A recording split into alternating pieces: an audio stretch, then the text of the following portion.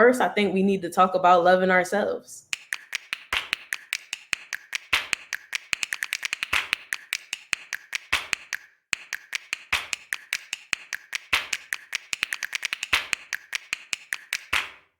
I love the golden rule. Honestly, I grew up getting taught the golden rule. I think we all get taught the golden rule, Autumn.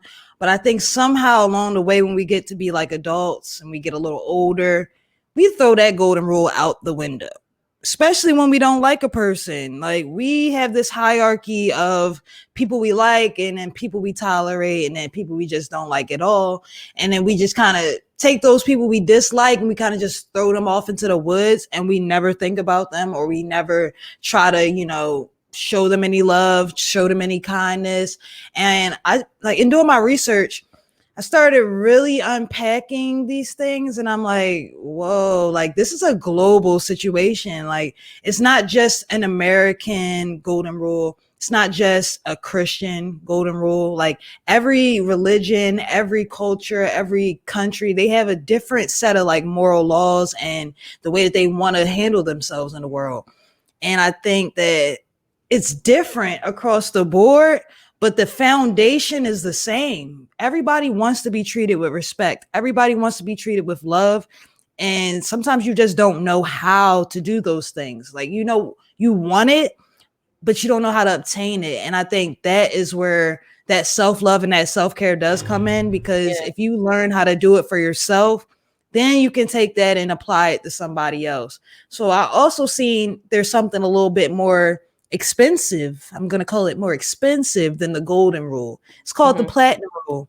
And the platinum rule is to treat other people the way that they themselves need to be treated. Because, we can self-love, we can self-care all day. I'm a very outgoing person. And my self-love and my self-care might be going to a party. It might be going to an outreach meeting. It might be putting myself in different spaces with other people, because I show love that way and I feel love that way, being being amongst a lot of people. So I'm thinking that if someone's more like, they're taking that internal, they're more of an introvert, trying to love them the way I want to be loved might not work. It might be freaking daunting to actually be pulled into a space like, hey, let's go party, let's go to a seminar, let's go somewhere. And they're like, no, I want to just read a book and just chill and relax and take some cool time. So it really is dependent upon the person.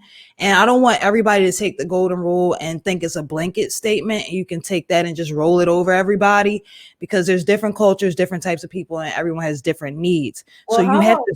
How about for those who, have that, like, well, this is my enemy. Like, I don't even really like this person. I don't care to get to know this person. Like, so what would you be like, what would you say is like a standard for like just basic, like, love? Like, because I mean, love itself is such a complex word. You know what I'm saying? Like, there's so many different ways to express love. Like, there's unconditional, there's the friendly love, there's the love that you have for your family, like, and friends. Like, so it's just like, what is the love? No one ever defined that love that you give to your enemies. Yeah, man, because nobody likes to do that part. That's the hard work. Yeah. I think that love is unconditional. That's the agape love, the God kind of love. Because we can't love in our own strength, in our own right. Like, we don't know how to love. As human beings, we want justice. We want some type of like, all right, you did something to me, now I got to do something back to you. And that's how we treat our enemies. We treat our enemies in a sense of revenge. Yeah, that eye for an eye, and karma is a beep. So if you don't really know what energy you're putting out, you're not monitoring that, and you're not staying aware, and you're putting a condition on that, that's when it gets messed up, because we know that our enemies are our enemies for a reason. You don't just get an enemy because you woke up and seen somebody with a red shirt on and now, bah, bah, bah, bah. No, it was a whole background on why that person with the red shirt is now a problem. So you got to realize that there's so much history, so much background, and there's so many conditions. So you can't love in that way. You can't love from that point. You can't come from that point to love somebody. You got to come from the God kind of love, which is unconditional. God loves everybody the same way. He's no respecter of persons. What he does for one, he'll do for another. So you got to look at it like that and see that person as that's God in disguise. That's God up in drag. Whatever you Yeah, want to say, it's the same thing. And like I was reading the scriptures in Matthew, and he went through a whole thing. He was like, look, that time you fed me, like that was what's up. I appreciate that. That time you clothed me, that's what's up. I appreciate that. That time I was homeless, you gave me some place to stay. That was what's up. But they was like, whoa, whoa, whoa. When did we do all this for you?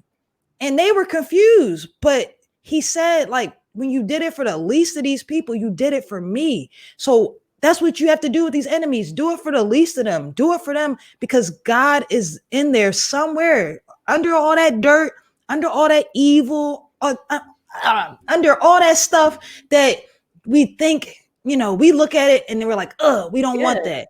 Yeah, But because like there's God in every single one of us. Like we have his spirit, and that spirit is powerful. Like right there, blanketed. And now we have all these layers of hurt, past emotions, our brains, creating the connectors, and you know what I'm and it saying? ain't always real. And, Some of and this it's stuff is not even real.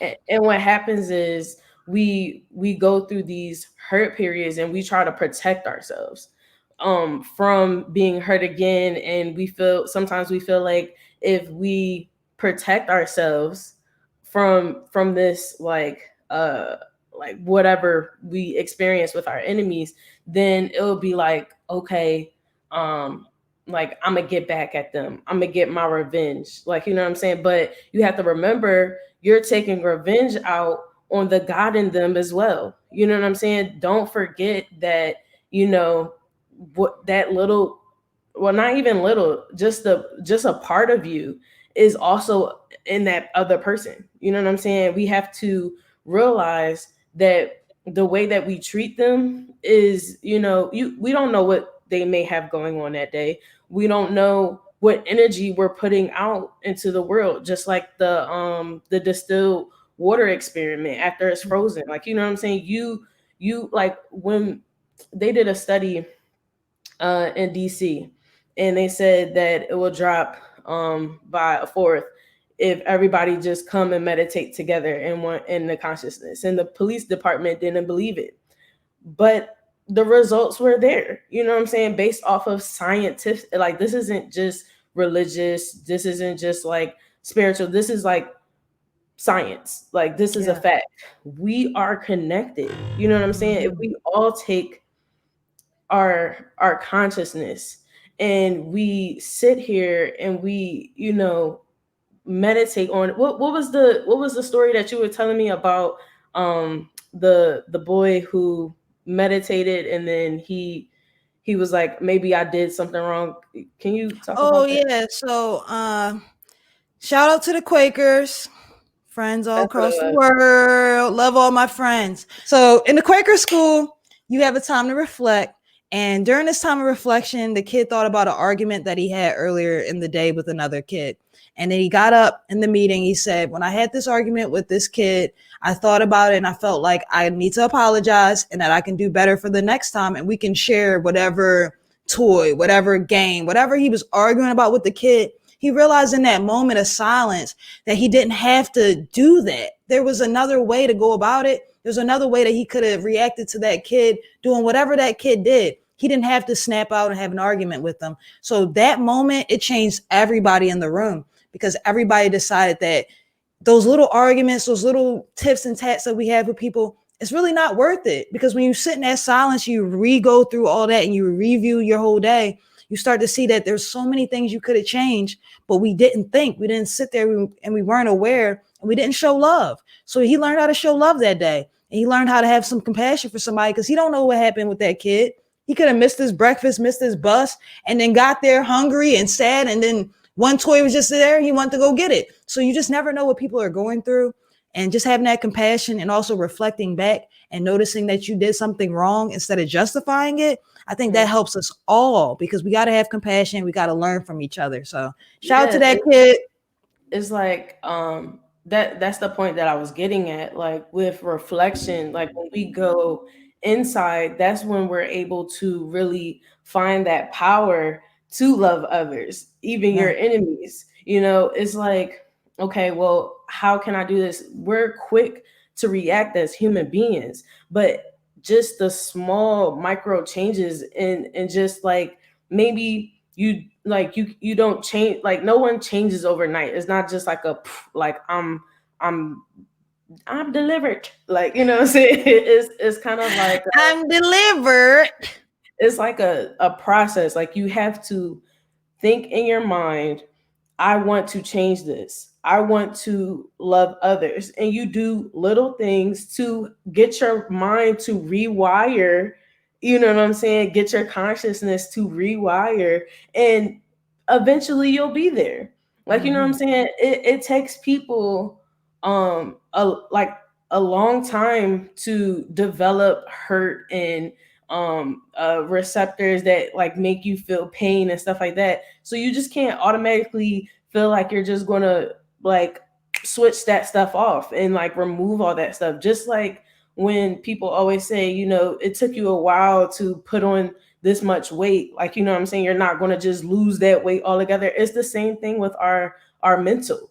Like there's been things that we go through as people. This world is harsh, like, you know what I'm saying. And no matter if you're the strongest person in the world, not physically, but like mentally and emotionally strong, you went through something. You have things that you're struggling with, because we all go through it. We all make mistakes. We all sometimes even put stuff on ourselves, which we need to think positively with that as well.